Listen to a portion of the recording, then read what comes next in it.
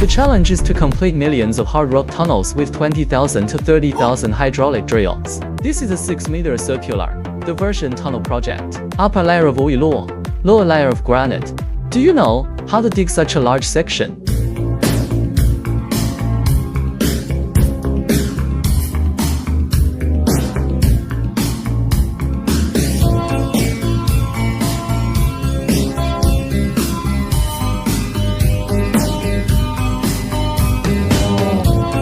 Guys, guess how long it took me to build this tunnel? The challenge is to complete millions of hard rock tunnels with 20,000 to 30,000 hydraulic drills. This is a 6-meter circular diversion tunnel project. Upper layer of oil, lower layer of granite.